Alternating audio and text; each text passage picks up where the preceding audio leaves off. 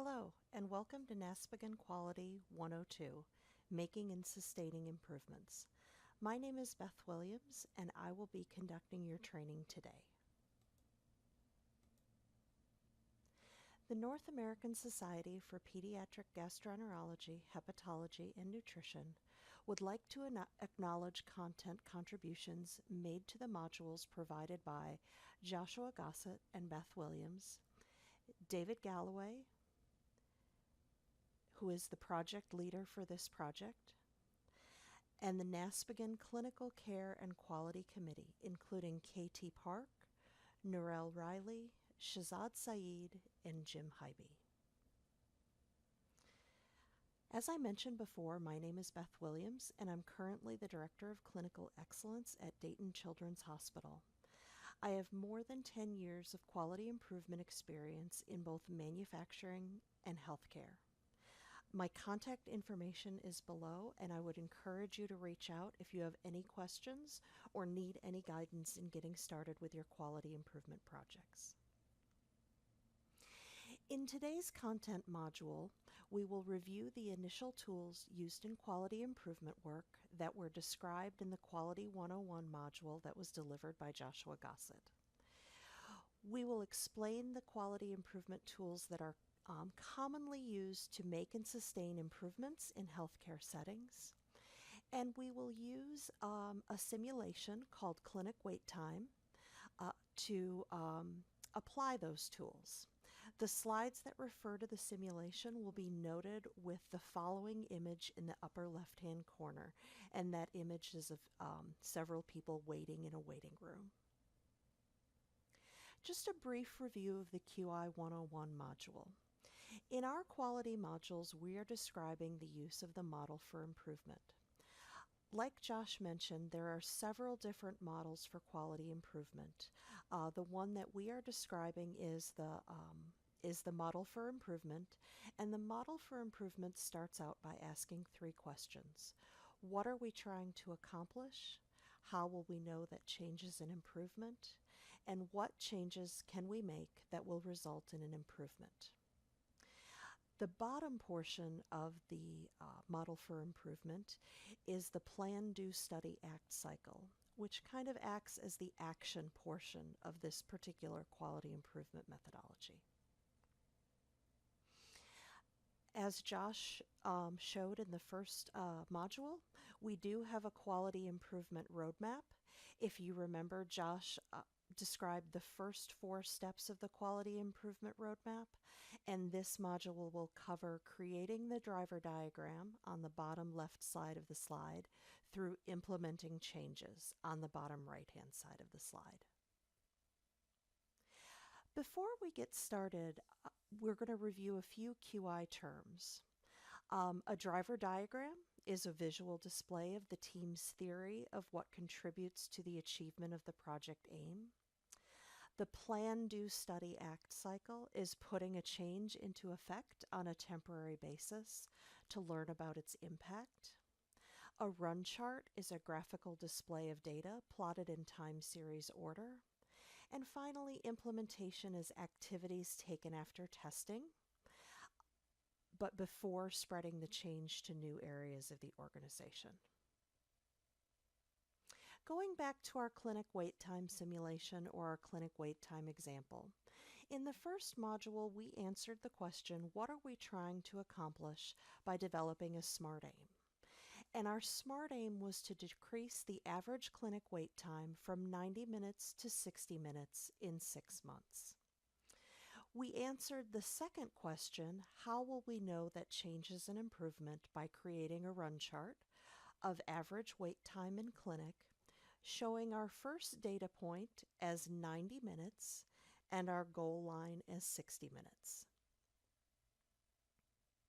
Taking a look at the quality improvement roadmap, we're now going to dive into the content for this module and talk about creating the driver diagram. In order to develop changes that result in improved performance, it's really important that we develop a theory of change. The theory of change represents the current knowledge about how the system works, and helps develop predictions about changes that result in improvement.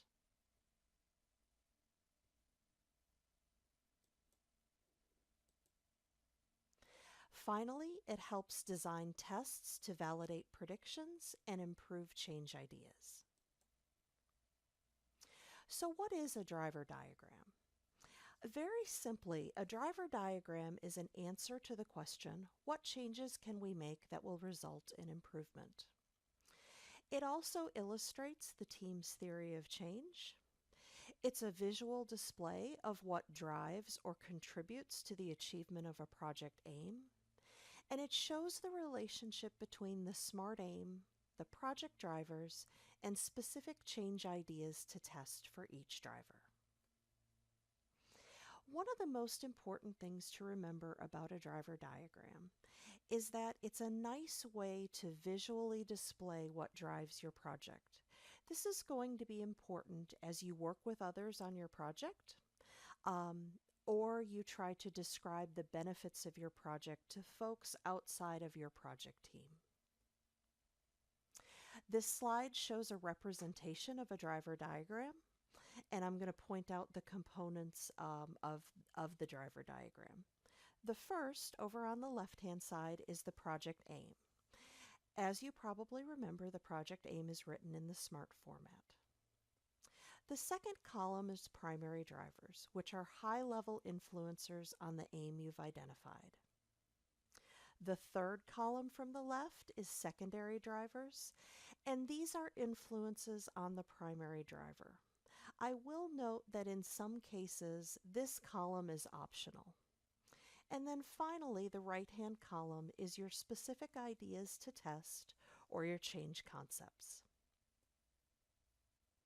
I have an example here of the key driver diagram for our clinic wait time project. On the left-hand side, you can see our SMART aim. We'd like to decrease our average clinic wait time from 90 minutes to 60 minutes in 6 months.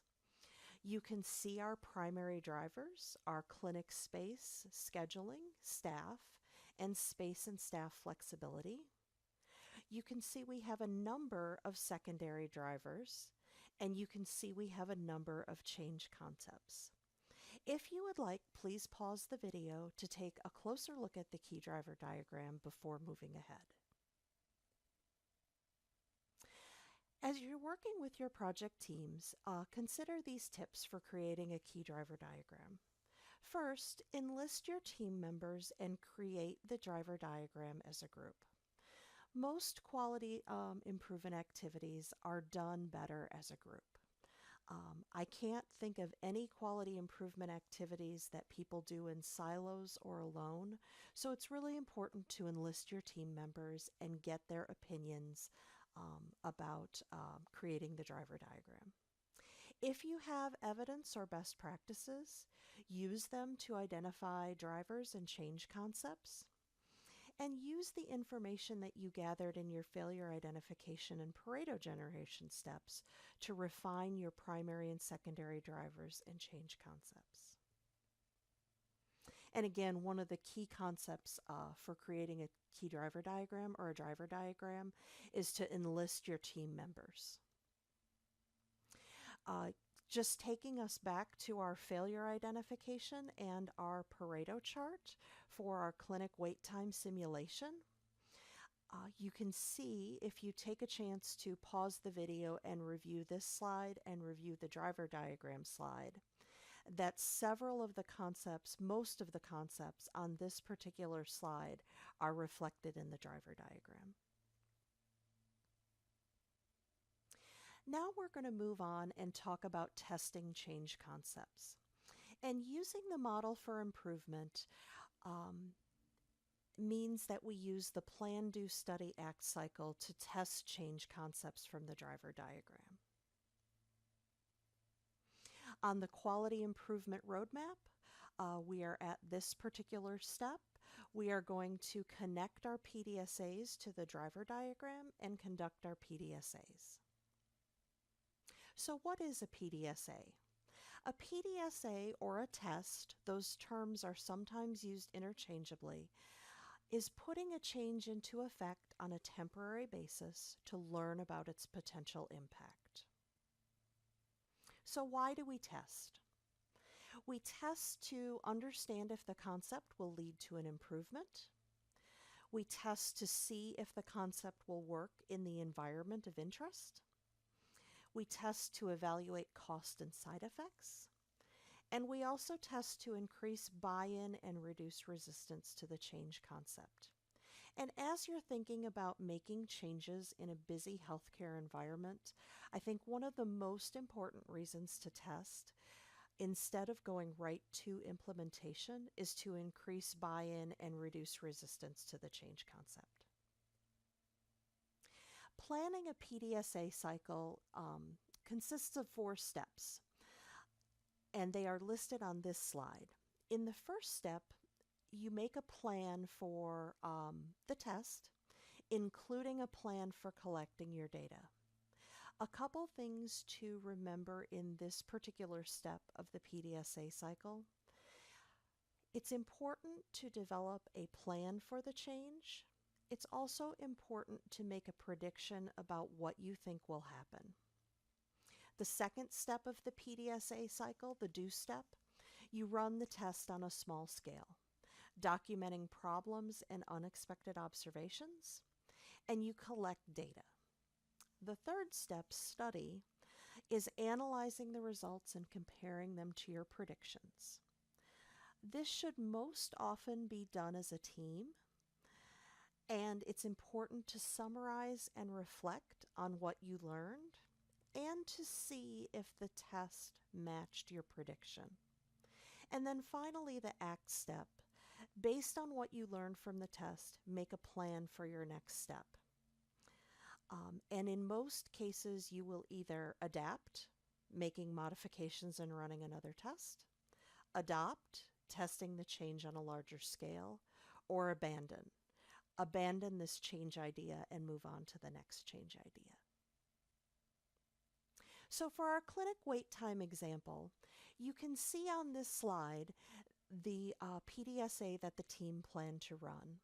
They were running a PDSA around predicting urgent visits and having time in the schedule for urgent visits. They made a prediction, they completed the test, and they gathered their data.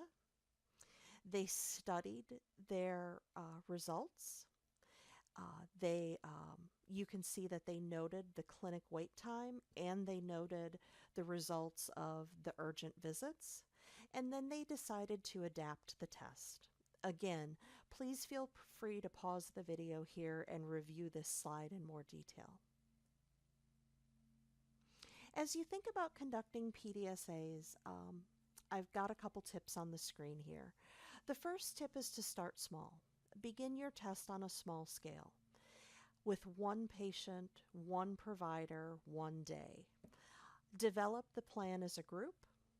Ensure the PDSA has a clear tie to your drivers and a change concept. Gather both quantitative and qualitative feedback. And conduct a sequence of PDSAs, which is called a PDSA ramp, to accelerate the rate of improvement. And on this particular slide, if there's a couple takeaways you take away from this slide, one would be to start small. Begin your test on a very small scale. This will help you gain buy-in from people who may be reluctant to change, and it will also make sure that you don't adversely affect the normal operation of your healthcare setting. The other tip that I think is particularly important is to gather both quantitative and qualitative feedback.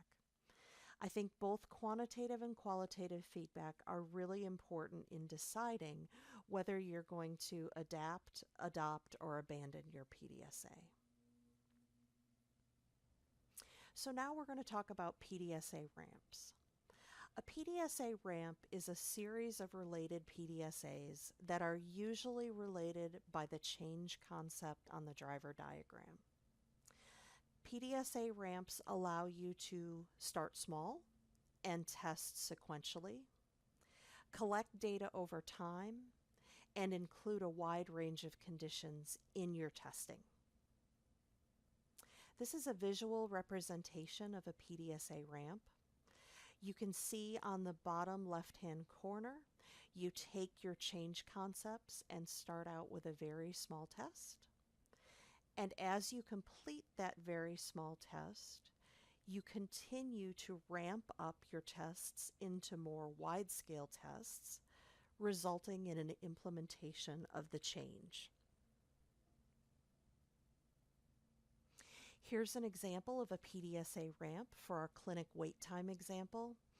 You can see that both of these PDSA cycles are related to the change concept of blocking 2 appointments per day for urgent visits. And you can see that they built on the first cycle to design their second cycle of testing. And again, please feel free to pause the video here and review this in a little more detail. So some tips about developing and executing your PDSA ramps. Conduct your initial cycles on the smallest scale possible. Remember that failed cycles are good learning opportunities when they're conducted on a small scale. As you move towards implementation, test under as many conditions as possible. And then finally, remember that quantitative results are very important, but qualitative results will give you valuable information, especially in your early PDSA cycles. We're going to talk about ongoing data collection in the context of answering the question, how will we know that change is an improvement? After you have created your driver diagram and conducted your PDSAs and your PDSA ramps, you will want to analyze your run chart using some run chart rules that we are going to talk about. So going back to our clinic wait time example or our clinic wait time simulation, you can see that as the team has moved through their PDSA testing, they have continued to collect data on the run chart, and they've also noted what changes that have been made as they are collecting data on their run chart. And just to orient us a little more to this run chart, the blue line is the actual average wait time on a weekly basis. The red line is the baseline. The green line is the goal of 60 minutes. And the yellow line is the median of the data that has been collected. So a run chart is a graphical display of data that's plotted in time series order. We use a run chart to display key measures over time, so progress is visible. It also helps us determine if the SMART aim is being met and determine if changes made through PDSA testing are sustained over time. Some tips for creating a run chart. It's important to label your titles and your axes clearly. A run chart typically uses a median. It's important to indicate the desired direction of change. And then you want to annotate your data with PDSAs and other significant events that have affected the process. So how do you look at a run chart and determine if the gains you're making are sustained over time? We are going to do that through a couple of different run chart rules. And the reason that these run chart rules are developed was so that we don't overreact or underreact to the single or most recent data point. It's important to remember that run charts are used with probability-based rules to determine if there are non-random patterns or signals in the data. Most commonly, a trend and a shift rule are used, and the rules should always be used in conjunction with a knowledge of your system to determine if a signal is occurring. And again, I'll point out, it's very important when you're looking at your data on a run chart, not to overreact or underreact to a single or most recent data point. The trend and shift rules are described on this slide, and there is a visual example of each. So in order to indicate sustained improvement in the system, a trend is 6 points going up or down, and a shift is either 8 points above or below the median. So on our clinic wait time chart, we can see that there is a shift in the data. We can see that there are 8 points below the median. Remember, the median is the yellow line. So what we do is we go back to the first point in the shift, so the furthest most left point inside the box, and we adjust or calculate a new median. And this new median indicates sustained improvement in the system.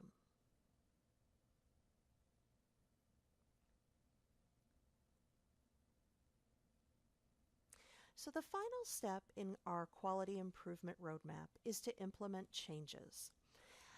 After you have done your PDSA and your PDSA ramp testing, and you have determined that the tests that you have performed have indeed changed the system in a positive way, you want to make those changes permanent.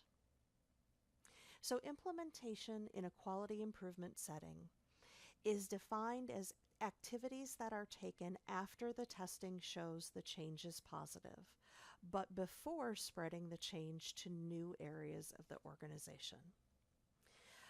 So implementation is a lot about infrastructure, and it's making sure that certain infrastructure components are in place to make changes lasting and sustainable.